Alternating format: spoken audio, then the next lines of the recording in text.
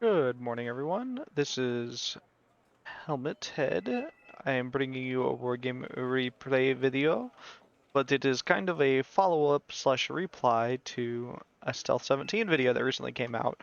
And I'm sure as a lot of y'all will be very happy to see, I pretty much just used his thumbnail and just put some new text over it because it's a very similar replay in some ways, but it proves a point that I would like to make. So on Blue 4, you have Sus Gaming TTV, who is the one that uploaded or submitted the replay to Stealth, and his friend McSus.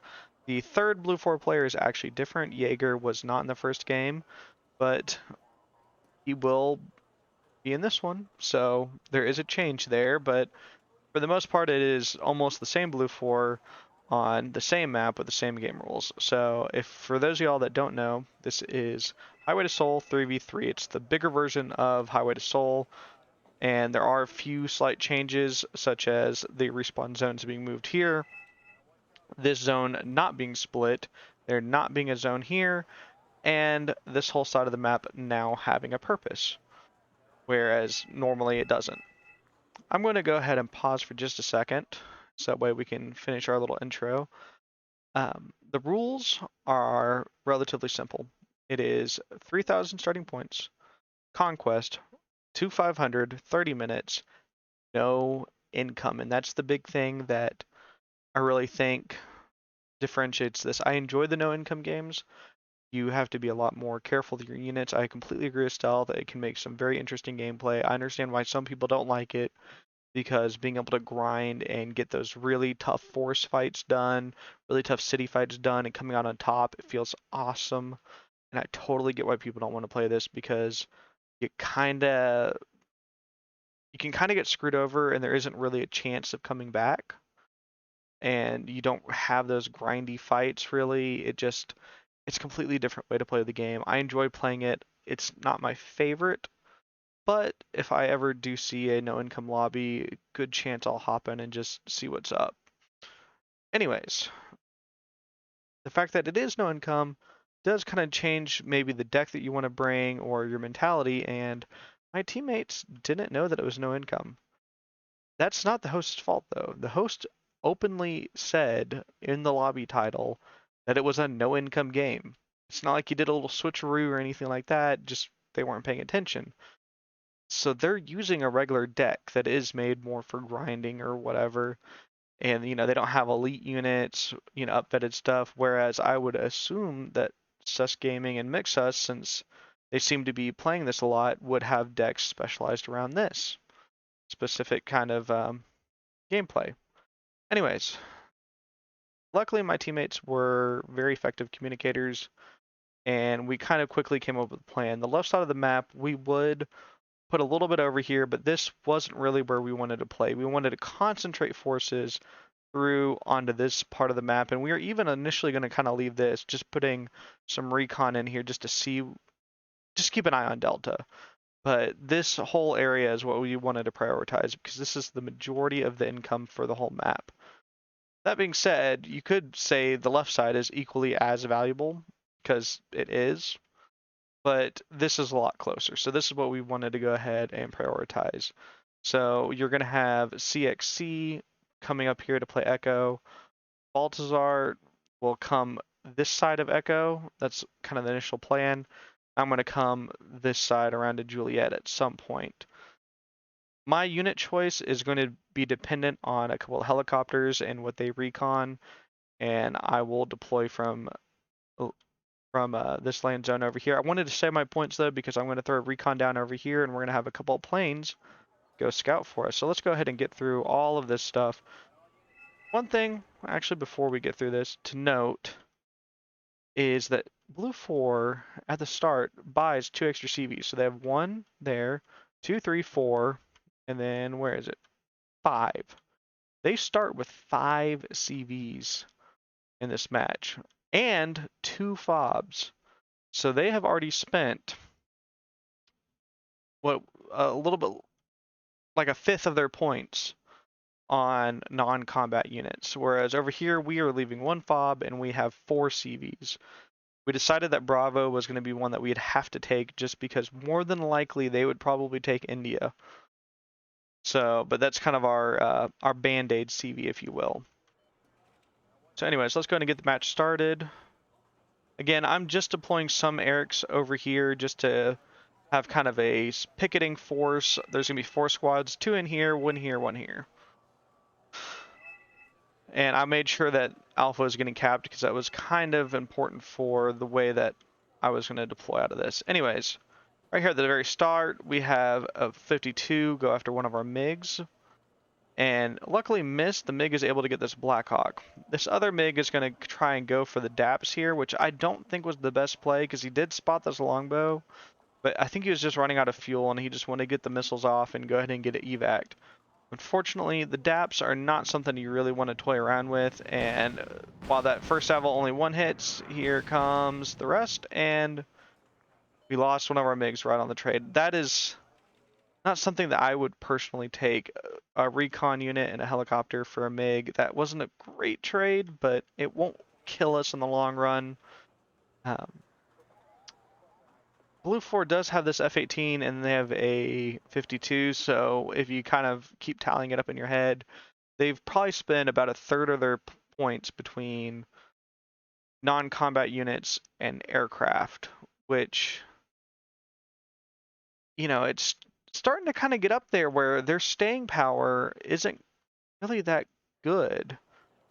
So, anyways, as it progresses, Blue has a lot of stuff in this town, well, a fair number of stuff in this town again, kind of like in the stealth replay. I think their plan, for the most part, is to hunker down here in India, repel attacks from all of these zones, control Delta, control this side of the map. Whole player's completely dedicated over here, whole player's completely dedicated here, and you only have sus gaming here. So defense is kind of what their plan is. That being said, if your plan is to be defensive this whole time anyways, why bother with attack-com? Why?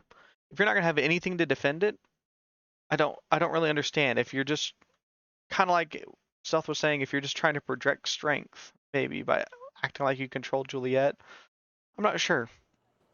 But anyways, these helicopters are going to keep pushing through here, and they'll soon engage the TACCOM.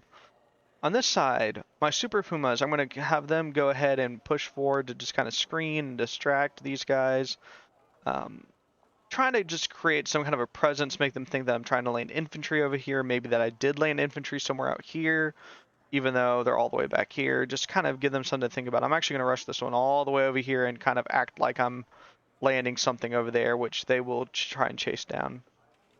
So, one thing of note, and it just changed, but Blue 4, because of their heavy investment in CVs, was at a +4.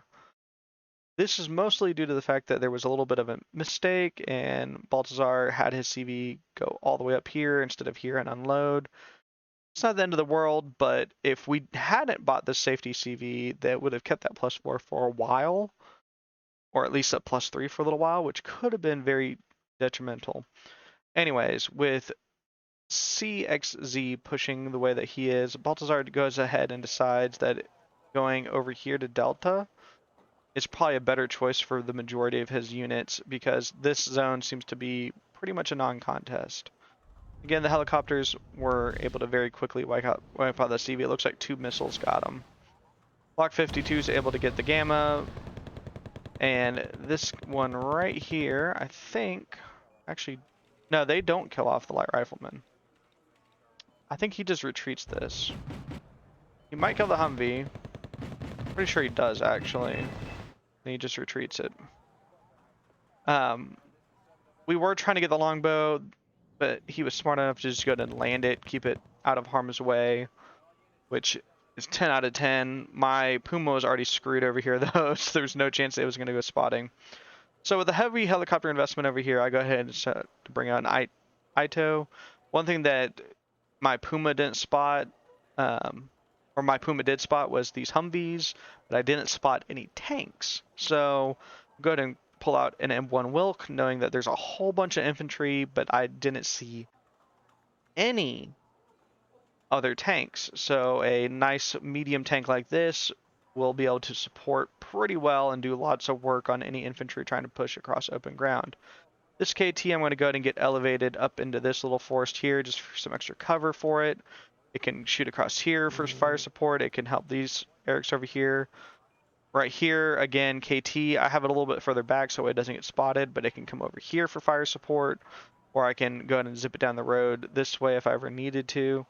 This Eric's, their line of sight isn't the best, but they do have decent vision, over a good chunk of this little ridge line here. So pretty much to about right here, I think they'll spot things. On the right side of the map, we have a couple of units of Eric's, or not Eric's, Yakuris being super stealthy, which is usually the Eric's jobs, but we got one going straight for the base, one going over here to India because there was nothing watching the middle.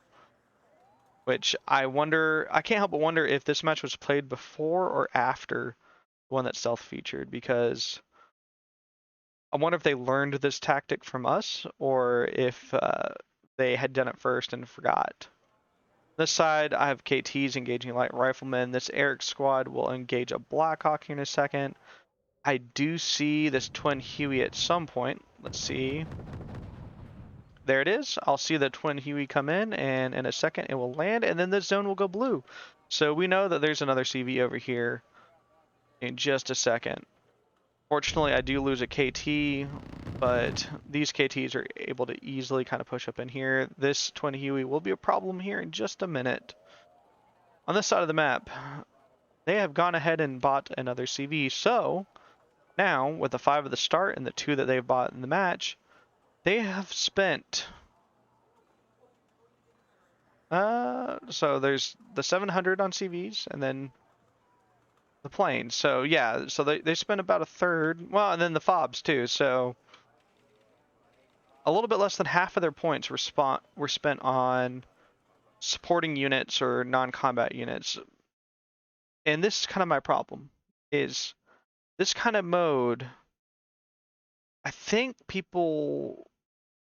I guess the assumption that gets made is that your opponent will be a little bit more defensive because they'll have to be conservative with your unit. But my team was able to push pretty much unopposed on the majority of the fronts. The only thing that they had with any real staying power over here in Delta was there was a single Mexus in this forest right here, and you can see it burning wreck because it got 1-2 punched by these 2 Wilks. And I personally think that these should have been split up, but that being said, they do punch a nice hole straight through the middle of Delta and do an excellent job for us. Anyways, continuing along, they have called in another Mexus to just die to these Wilks eventually. Over here, the stealthy Yakari have pushed up here and are engaging a TACCOM. So since we know where a TACCOM is, and I kind of doubt these Yakari will be able to fend off all of this and kill the TACCOM, I buy a Hawk. And here in a second, you'll see the Hawk. Come on. Oh, little skirmish happens over here. There it is, Hawk 51. They come in here and wipe out this TACCOM. Around this time, I spot this TACCOM, and I do buy another Hawk 51 to try and come kill them too.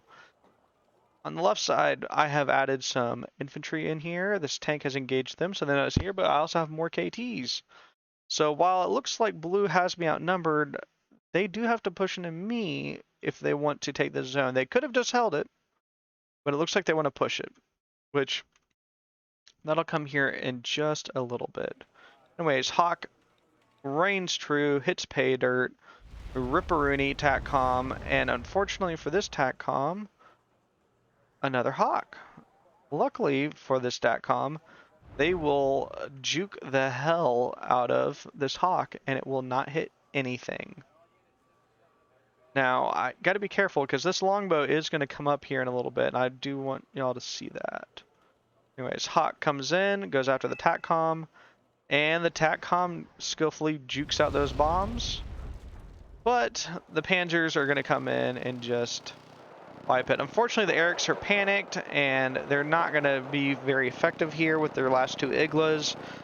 I was trying to get them at least a shake-in, which I do manage to get. And this gives me a 50-50 on the Huey shots. I've about a 25% chance to actually kill it. And come on, get reloaded, save him, save him, save him. Nope. That missile just goes flying off. Luckily, though, they were able to kill the TACCOM, and I will trade a 25-point unit for a CV, especially in a mode like this. All right. Middle of the map has completely fallen. They still have this commando group here, but they are heavily battered, and they don't really have a good chance. This Mexus doesn't have a way to really support. This North Force, I don't think's really spotting anything there. I mean, just the middle's completely fallen, the right side's completely fallen.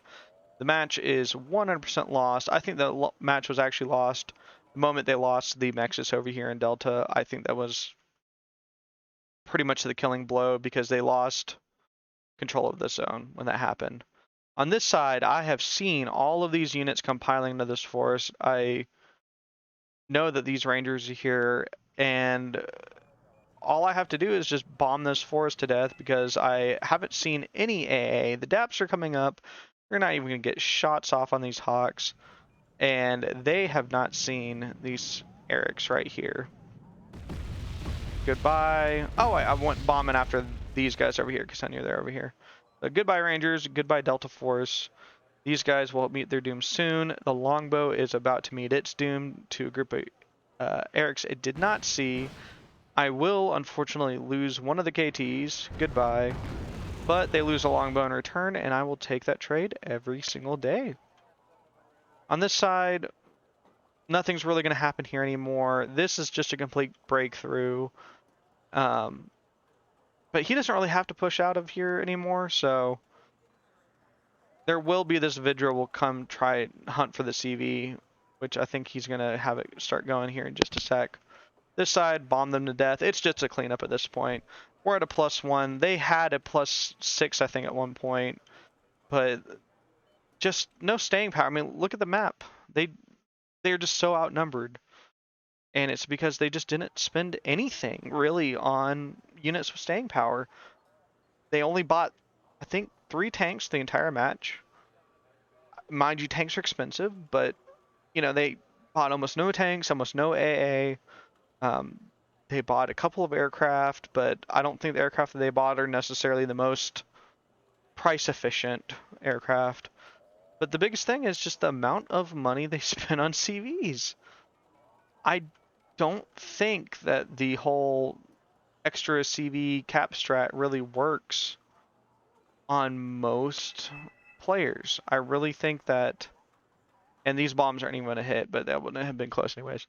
But I really think that the only way that their little cap strat works is against inexperienced players. As you can see, the match only lasted 15 minutes. It wasn't very long. I frankly don't think it was a very competitive match either. I think that, you know, they had a plan. It just didn't work. They're also relatively new to the game overall. He's a little bit more experienced, but I mean, Sus and Jaeger are pretty new.